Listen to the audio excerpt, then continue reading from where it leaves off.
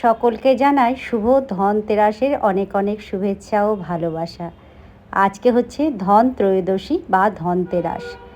তো আমি সন্ধ্যাবেলায় সন্ধে দিচ্ছি, তো দুটো কর্পূরের প্রদীপ জ্বালাচ্ছি আর বাড়িতে দিয়েছি ঘিয়ের প্রদীপ মায়ের কাছে, লক্ষ্মী মায়ের কাছে। এখানে আমার সমস্ত রকমেই ঠাকুর আছেন।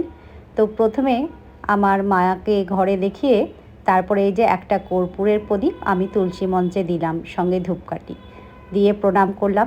তারপরে পরের প্রদীপটা আমি আমার দরজার মুখে, বাইরে ঢোকার গেটের মুখে দিলাম, সঙ্গে ধূপবাতিও দেখালাম। তো ধূপবাতিও ওখানে দিয়েছিলাম। তো আজ যেহেতু ধনতেরাস, অনেকে অনেক কিছুই কিনবে, তো আমি আজকে লবণের প্যাকেট কিনেছি। তো এই লবণের প্যাকেটটা কেটে আমি আজকে আমার মা লক্ষ্মীর জন্য পায়েস তৈরি করব। মা লক্ষ্মীর প্রিয় ভোগ বা প্রসাদ হচ্ছে পায়েস, তাই আমি পায়েস দিয়েই শুরু করব।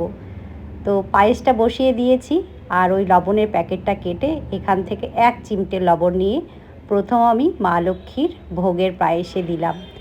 তো মা লক্ষ্মী কিন্তু পায়েসটাই পছন্দ করেন। আর ধনতেরাস মানে হচ্ছে মা লক্ষ্মীকে আগমন জানানো বা বাড়িতে সকলকে খুশি করে রাখা, অন্যদেরকেও খুশি করে রাখা। তো মায়ের আমি বাসন নিয়ে এসেছি। তো মাকে আমি পিতলের বাসনে প্রথমে মায়ের ভোগের পায়েসটা তুলে নিলাম। তো দেখুন, আমি গিয়ে আমার মায়ের কাছে, লক্ষ্মী মায়ের কাছে ভোগের পায়েসটা প্রথমে দিলাম, সঙ্গে 1 গ্লাস জলও দেব। তো মাকে ভোগ নিবেদন করলাম।